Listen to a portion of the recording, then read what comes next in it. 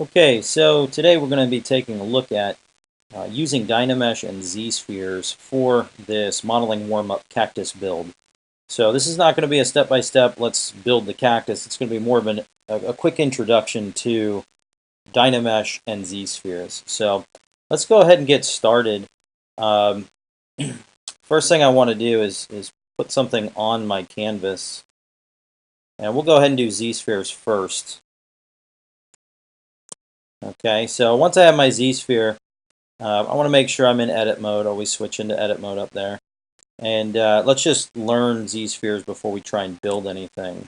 Okay. So the first thing is that we'll be moving from draw, move, scale, and rotate. And you can see the hotkeys right there as I hover.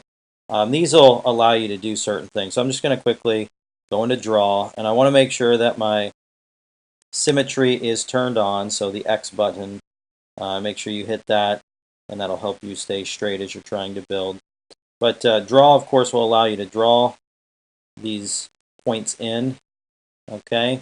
If you want to get rid of them, you can just hold Alt, which will invert any brush, and you can get rid of them by clicking on them. If you want to draw another one in between an area, you want a little bit more ability to shape, you just go ahead and click in the middle. And again, if you want to get rid of it, click on it and we'll get rid of it. If you want to draw up and out of something, you just click and drag. If you want to draw out with, say, appendages, okay, and we keep going. But now we say we want to manipulate these a little bit, because right now, if we rotate around, we're going to see that they are not in any kind of shape that we want. So I'm going to switch to move, and basically move is just going to allow me to grab them. I'm just clicking on them, and I'm moving. Okay, and one thing to be careful with is that your draw size up here, you want to make sure that your draw size is down all the way. I like to keep mine at 1 because anywhere that your brush icon is hitting, it will move. So just to show you, if our brush icon is really big and I want to move this one, oh, that was a bad example. Make it a little bigger. If I move this one, it's going to move anything that it's touching. So you can see the elbow now is moving as well. Okay, but Z-spheres here, they're just really quick. As far as, you know, hey, I want to build an armature really quickly. These are great. I love them. And what's nice is if we hit the A key for adaptive skin, we can now see some geometry. This is not geometry yet, but this is actually just an armature or a preview of my geometry that my armature will give me. Okay, when we actually make it, it will be called an adaptive skin, and that will be sculptable geometry. So I'm going to go ahead and just get rid of these. So going back to draw, and as I go through, I'll use scale and rotate. And they do pretty much what you think they're going to do. They're going to rotate an appendage. Scale is going to shrink up a scale down a Z-sphere and whatnot. But draw and move are pretty much the main ones you'll use. Rotate for posing and whatnot. But for this build, it's probably going to be just your move and maybe some scale. Who knows? You know, we'll use them all. So what I'm going to do is I'm going to be in draw mode, and I'm just going to get rid of these and go back to the beginning. So Alt, and just click on them. And with symmetry on, you can see how nice it is that we just kind of click back and they disappear and we're good to go. All right, so now we can start. But the first thing we'd want to do in either builds would be make sure we have reference up. So I'm going to go ahead and activate my floor planes. This will allow you to see where you are in the world, and you can situate if you want X, Y, or Z. There's these little buttons right there, X, Y, or Z. We have just Y plane on there. But with that on, now I can go and load my reference. And for this exercise, I'm going to use under draw. I'm going to go down, and you'll see floor plane on, and we'll see front and back, up and down, left and right. But if we go to front and back, the first box is the front one. So we're under map 1. This is the front image. I'm going to go in there and import.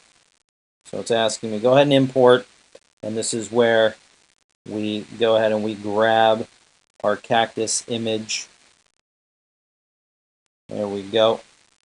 So wherever you've got to go to get your image, go ahead and find that and load it. And once you load it, you can literally keep this in the background, and I'm going to go through the Z-sphere process, and then I'm going to go ahead and do the Dynamesh process. We're just with the same, now the image is loaded, it's there.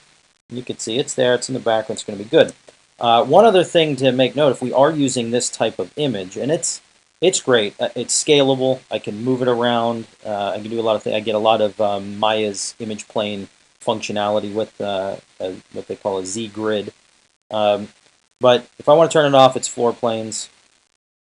And if I want to make sure that I'm looking at it as an ortho, do not have perspective on. Perspective will not give you a true front and side. So, I mean, you check perspective when you're looking at your model when it's more finished. But for this, I just want perspective off. Okay, so I'm going to scale out. And so with Z-spheres here, you know, they're so fast, I might even be able to just get you through the first portion here. So I'm going to grab move, and I'm just going to move this down. Okay, get started. And just kind of like if you've ever rigged before, you'll notice that Z-spheres are very similar with your root or the beginning of your structure and then your appendages. So we're going to go in here and just go draw. And you can use your Q, W, E, and R to switch these, but I'll continue using the menus until everyone's familiar with it. But I'm going to go ahead and draw this one. And since this is a simple structure, I'm just going to grab it and move it upward. All right. Now, I just went through the whole section of the cactus. If you hit the A key, you'll see we get something. It's not going to look right until there's more Z-spheres, but this will be just fine. Now I'm going to need a couple more, so I'm going to drop one in here. So I'm going to switch back to my draw. That'll be the most confusing thing, is going from draw to move, and just making sure that when you want to add that you're back in draw. I'm going to go ahead and click there, and I'm going to click here because I need these here so I can start my next appendages. Okay, so we'll go into move. Oh, sorry, draw. Got ahead of myself. And I'm going to go ahead and just draw that in. But, ooh, I don't want that. That is my symmetry on, so I'm going to undo that with Command Z. Turn symmetry off, and let's just build this side. So a couple ways I can build appendages with Z-spheres. If I want to go this way, I can just literally draw them out and then switch. I will start using hotkeys because it's a little bit faster. Right, and then Q, and then W for move, and bring that up. And I can go like that, and I'm in move. And if I want to add in another one, switch to draw and just drop that in. And then I can move, and then let's go draw again, add one in, and then move, and get kind of that structure. Now, I want to check these from the side because they will have a tendency to start, you can see, going a little bit wonky there. Don't worry too much about it. I would say as you're rotating your camera, hold shift so you know you're snapped to the side. Right, or hold shift and then we'll snap to the front. And basically you have to start moving your camera before that happens. But I'm just going to move them. A little bit of chaos, especially with this, is going to be plenty fine. I think it's going to actually add some life to it. I mean, it is an organic structure. Okay, and then always double checking. And you'll notice I'm snapping that camera always, just making sure I'm where I need to be. Right? Okay, now I'm going to go ahead and check it. I'm going to hit the A key, and you can see that we're starting to get our cactus. Okay, now if it crashes when you hit the A key to look at your adaptive skin, don't worry too much about that. It's going to happen. Chances are you have an extra Z-sphere somewhere. I would just start over. You want to get proficient with these to where you're going really fast. Okay, and these should be super fast to lay in there. Okay, so I'm going to go back, hit the A key again. And make sure we're in draw and go ahead and draw. I'm going to do this one a slightly different way. I'm going to go ahead and just drag that up there, right? Make sure that we're straight. This will help me maintain my line there. And then I'm going to go back to draw, and I'm going to go ahead and click a couple extra Z-spheres in there and then position them. Some people will like a maneuver like that. Some people won't. Some people would like to just, draw them and drag them out as they go. Everyone's going to be a little different, right? But you can see by doing that, we're maintaining a little bit of a straighter line. We're going to hit the A key, look at it. Looks like we're okay. We might need to move this one down a little bit, so I'll go into move. I'm going to drag that down. Maybe move this one back. That one down, hit the A key. See if we're on silhouette. We're not going to be perfect on silhouette, but there are some things we can do. So if we're on scale, I can go in here and I can scale these. You basically click on one and you drag, and you can see that you can scale it up. So if I want a little bit more volume in here on these pieces, I can do that, and it might be slight, and then the A key and see if we're fitting a little better. But again, don't go crazy trying to make your silhouette 100% while using the Z-sphere process. Not until we actually make a geometry will I be concerned with that. Okay, I just want to be kind of like I am now, looking pretty good. Good. Okay, those are Z-spheres in a nutshell. I mean, super easy to use. Just a couple things to know. And I'll show you rotate just while I'm here. You know, if I'm on rotate, I can go and, you know, rotate. You know, the cactus is waving, hi everybody. I can go in here and I can rotate an appendage. You know, lots of things we can do with rotate, but simple tool set, easy to get into. But now let's look at making this actual geometry, and then we'll jump into Dynamesh and see how that goes. Okay, so here we've got that. With your Z-spheres up and running, you're going to go down to Adaptive Skin. So in your tool palette, at the bottom, this will only be here if you're using Z-spheres. If you don't have Z-spheres up and running, you will not see Adaptive Skin. Okay, and then there's Preview, which is what we're doing with the A key, and you can see it's showing you the A key there and the hotkey. But then there's Make Adaptive Skin down at the bottom. All right, so to get started, all you do at this point is make Adaptive Skin. Then you go back up to your top, and you'll see that we have our Z-spheres and we have our skin. So what's nice about doing it this way is it keeps your Z-sphere armature in case you want to make any changes, and then it gives you a new tool. And all you have to do to get working on that one is click on that tool, and now you can go in here, and we've got the standard brush, right? I think they have the standard brush. If you want to change to any other brushes, you can. But now you're going to go in here and start sculpt on your asset, right? So if you wanted to, you know, start lumping this up, you can. We can go ahead and bring that up a little bit. You know, a lot of things we can do. Now you'll notice that you probably won't be able to do much at this resolution. So if I want a different resolution, I'm going to go back to my Z-sphere. And this is not mandatory as you're going through this. It's just to show you that if I bring my density up, and I go to Adaptive Skin, you'll notice this is the preview. I haven't made an Adaptive Skin, but you can see that I'm getting a lot more geometry. This will help for getting some of the higher level shapes, right? So you can see our active points here, 20,000, almost 21,000. Before I did it at 2. And 2 is going to be okay for some big changes, but if you want to sculpt in some more of the details and really refine shape, I'd probably go to maybe 3 or 4. Probably 4 will give you enough for this exercise. Make your Adaptive Skin that way. And what's nice about that, I'll go ahead and make another one just to show you. Now remember, I've got now 2 skins.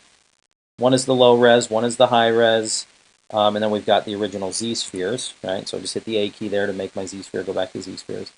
But I'm going to look at the one that I made an Adaptive Skin at a higher resolution, right? Z-sphere 2, this one's 21,000 points. And I'm going to use subdivisions here. I'm going to bounce between my subdivisions. So if you go into geometry, any piece of geometry that you give subdivisions to, you'll see that you can actually use this slider and go down to level 1. So if I want to make big changes, I'm going to make them here. If I want to make some smaller ones, I go there. I want to make a little bit smaller, I go there. And if I want to start sculpting some more surface type details, I would go to subdivision 4. So that's one thing I like about converting to Adaptive Skin with a couple more subdivisions in it, is now I've got a little bit more flexibility with my structure. So up here, I might do something like, let me go bring up my Damien standard, right? So in here I can start to carve in some of the shapes, right, that we might want on there, okay? But then if I need to make a big change, I can go down to level 1 and literally activate my move brush, and I can start moving stuff and changing silhouette, and then go back to level 4, and you'll see that it keeps that stuff, but it also has enhanced it from my larger level details, right? So Z-spheres in a nutshell, that'll be the process you'll take. How you shape and what you do there will be kind of up to you, as long as, of course, you're following the reference. So let's go ahead and take a look at, now not Z-spheres, but what we're going to do is we're going to look at Dynamesh, okay? So what I'm going to do is clear my canvas, right? So I'm just going to switch out of edit mode, which is the T key, or you can use your edit and draw. Command N will clear my canvas. And now I'm ready to come in here and start something that'll be a Dynamesh, okay? And what's cool is we haven't lost our reference. It is not on screen now, but we will get it back as soon as I go back into edit mode. Okay, so I'm going to go into Simple Brush, Simple Tool, and I'm just going to pick a sphere or a cylinder, whatever. Maybe a cylinder would be better because it's a cylindrical object, okay? And I'm going to go ahead and drop that on screen, okay? And then I'm going to go into edit mode. And you'll see that as soon as I go into edit mode, my floor planes are active, and they pop right back on screen. Okay. So the first thing I want to do is make this a little bit smaller, right? I just dropped it on screen and kind of started working with it. So let me go ahead and set it up, and then I'll talk to you about Dynamesh. Okay, so basically I'm going to go in deformation. This is a great menu to be in because there's some things like size XYZ. So I'm going to go ahead and just kind of scale that down. Now this does work towards the towards your origin per se, right? So it will scale. If I move this off somewhere over here and I scale it up or down, it's going to try and bring it, or push it away from the origin or bring it to the origin as it's scaling it. So a little bit different. Okay, so now we're there, and I'm going to use offset. I'm going to do offset Y, and I'm going to go ahead and offset this down at the bottom. Or it really doesn't matter. I mean, I can put it wherever I want to put this thing. This is more about learning Dynamesh than it is learning this process. So if you want to start in the middle, if you want to, the beautiful thing about Dynamesh is virtual clay, and it's unlimited virtual clay. So we can do a whole bunch of stuff with it. Okay, so I'm just going to move it down there. I'm just at a habit of starting from the bottom or the main trunk and working my way around. So now I could make this bigger and then Dynamesh it, but I'm going to go through Dynamesh as it sits. So I'm going to hit the F key just to kind of frame on that, and I'm going to look at the poly frame so we can take a look at what Dynamesh is and what it's doing. So you can see here we have just a standard cylinder with a pole at the top, and that's not going to work all that well, right? If I try and pull this, right, if I try and pull this up, okay, I'll go ahead with my move brush, okay. All right, so if I get in here and I just start trying to, sorry, got to make it a Polymesh 3D. Kind of forget to do that because I usually start with something that I bring in. So once you drop it on screen, go ahead and hit Polymesh 3D. That makes it a sculptable mesh. Okay, now we just start pulling, and however you want to pull this, if you know another way, that's cool. I'm just trying to keep this real basic. Okay, but you can see right away my geometry starts to pull and stretch, and the further I pull this, the more extreme this is going to get. Right? This geometry is not built to be this cactus. It's a cylinder. And we know in Maya we can extrude and do all these other things. Well, in ZBrush it's not that easy. So this isn't going to work. We need something that we can work with. So let's go ahead. Now, I'll just to prove, I'll go ahead and try and pull. I mean, look, we don't have enough geometry in this area to even think about pulling that structure out of there. So I'm going to go ahead and undo that. And now we're going to look at good old Dynamesh. I like it for getting started, for establishing a shape. I think it's a great tool. So under Geometry, you'll see Dynamesh. And I'm just going to turn it on. Without looking at anything, I'm just going to turn it on just so we can see how it changes the geometry. So I'm just going to activate Dynamesh, and you can see my topology is a lot different now. It's more uniform and grid-like. Okay, and you'll notice here, I'm going to go ahead and turn on symmetry so I'm pulling both sides. I'm going to go ahead and pull this up. Okay. And you can see, just kind of pulling that up. And it's becoming a mess, right? You're probably cringing in your seats going, oh my goodness, this geometry looks terrible. Okay. But, sorry, likes to jump there. What I'm going to do here is I'm going to go Control, click out in space, drag, and let go of both buttons, and it updates my topology with new topology. Right? It took care of all that nastiness, gave me a new layout. Right? Even over here, let's take a look over here, just to show you the power of this tool. Now we've got these holes and weird things, right? That, again, you're probably cringing going, what is that? I don't even understand. How is that good topology? It's telling me to use this thing, and it's not even good. But watch what we can do here. I'm going to switch, and I'm going to use the inflate brush. Nice little brush, kind of puffs everything up. I'm going to go ahead and inflate that together, right? So I just made it a mess, a messier mess, right? But I'm going to go Control, click, and swipe out in space, and look what it does. It eats up all the bad geometry and allows me now to just start working with it again. Okay, so this is kind of like a super clay, super Boolean type operator. I mean, it's awesome. If we want to see it again in action, let me go ahead and do this a little bit more. I'll talk a little bit more about this creating and using it for the shape, but I want to get, switch gears, go back a little bit, talk a little bit more about some of these options. I kind of got ahead of myself here. So I'm going to go ahead and bring this back to its default, right down to the Dynamesh. Okay, so all right, so we took Dynamesh off, and we are now at our sculptable object again. Because I want to talk to you about the resolution. So you saw that I used the default. Default set to 128 by 128. But what does this resolution mean?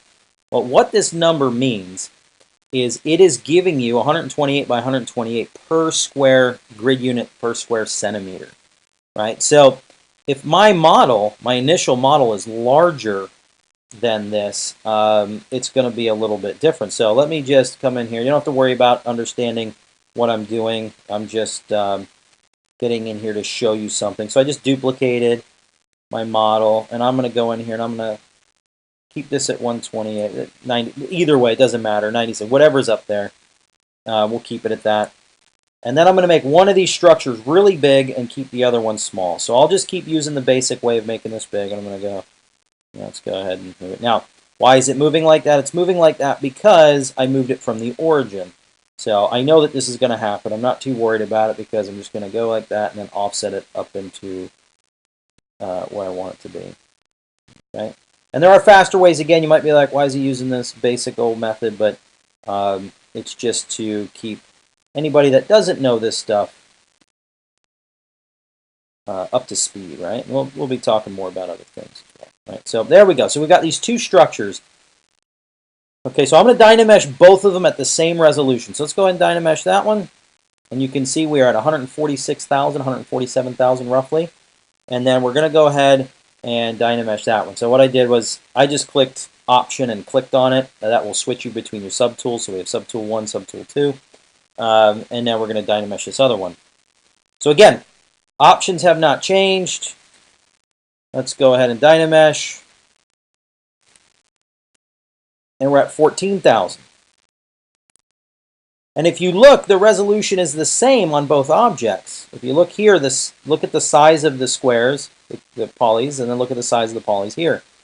So it is directly related, the resolution is directly related to the size of your object. So if you have a really small object, your resolution slider will be higher. If you have a really big object, I'd probably kick the resolution down when I'm getting started. Right, so just a little bit about resolution. Now I'm going to go in here and just delete this other one. Okay, so we're working with our original. So to get started on this, 128 might be a little bit excessive. So I can undo it or I can update, right? So what I'm going to do is I'm going to drop this down and try, maybe let's try half, 64, and let's see what that does. And if you're thinking, well, what about these other things? For this assignment, you don't need to worry about these other options. I mean, polish will help smooth. Blur is kind of like, it's like a super smooth, too much blur, and you will actually kind of destroy your shape. Project, what that's doing is it's assuming the shape of what it came from. So if I started with a cube and I Dynamesh, it's going to project down to the shape of the cube.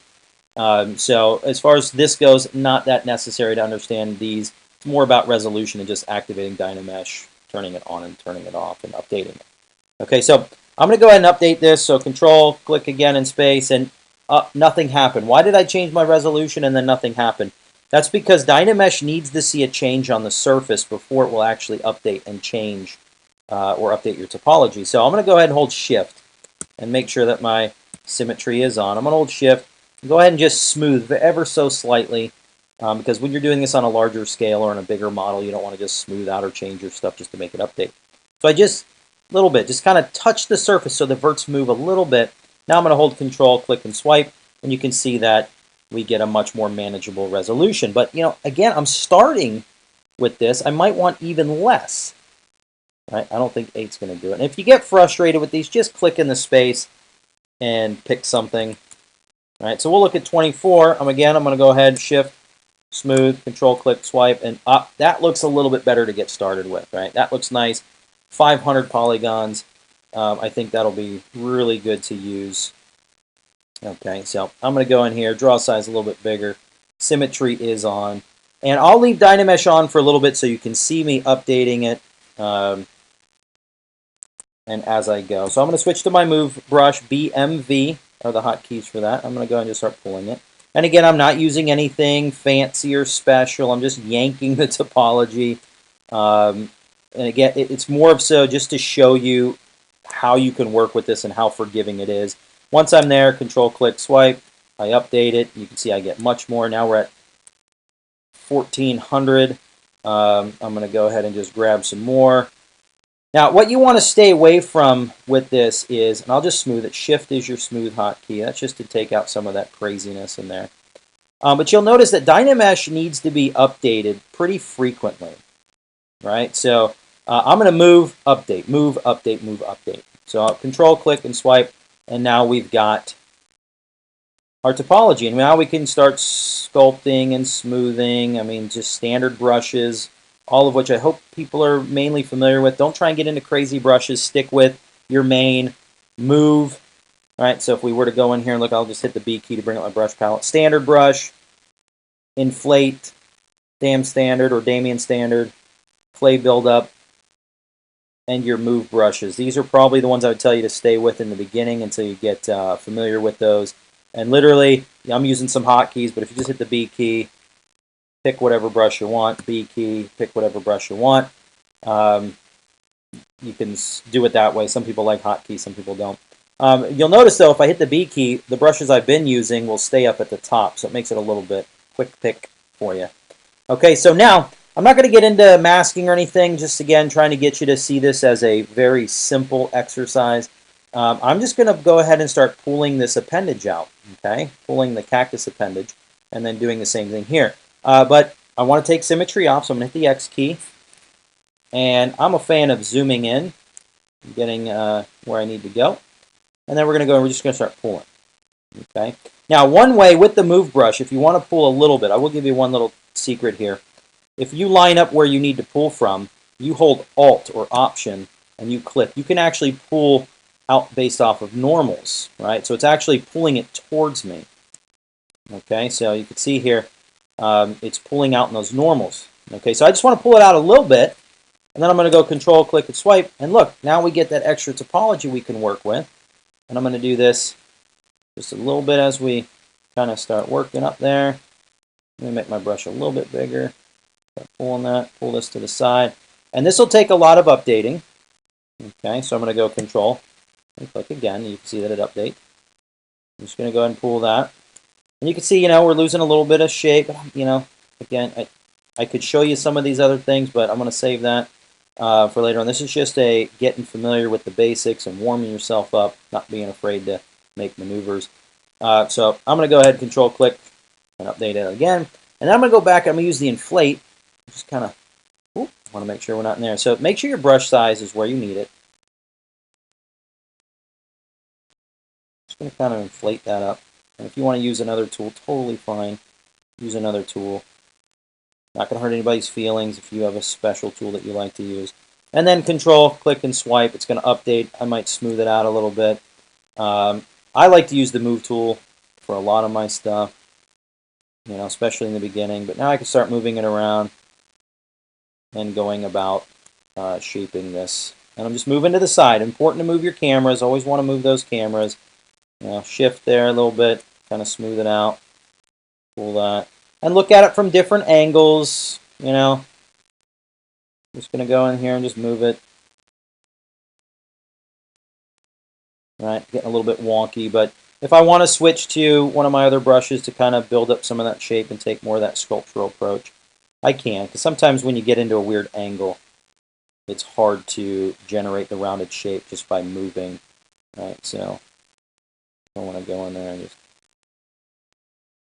kind of build that out, make it a little bit more round. And if I want to hold Alt, that'll invert my brush, and I can kick that in a little bit. And then update, so I get my new geometry, right? And keep going. And sometimes you'll get some what we call happy accidents, where you'll move something and you'll think, oh, that looks bad, but then you'll look and it actually works for the shape that you're trying to go with. Okay? So anytime that I make movements, I want to kind of get in that habit of updating and updating. And if I want to get into, let's say we finish it, and I want to now get higher into some shape, right? So this geometry is not going to work for me for too long. It's a little bit too low res. So I'm going to go ahead and bring this up. Nothing high. We don't need to go crazy. And I'm looking more here than I am the resolution down here, because this doesn't tell me what it's actually going to be poly count wise. But now I'm going to go in there, Shift, click on it, Control, let it update. Now we're at 67,000 points. Now we get a lot more geometry I can take off. You know, I wouldn't model usually with my wireframe showing, but to kind of get an idea of what Dynamesh does, it's kind of nice to have that in there. Sorry, I got a little bit crazy there with my thing. But now we have enough geometry. We can smooth it out. We can start adding some other shapes to it, and we can keep working with it. Okay, so there you go. You got a quick little intro to Zspheres in the beginning, and then moving into Dynamesh. You have one more build to do, which is going to be a Maya build, but I know everybody knows how to use Maya, so have some fun with that. Hope you enjoyed it. If you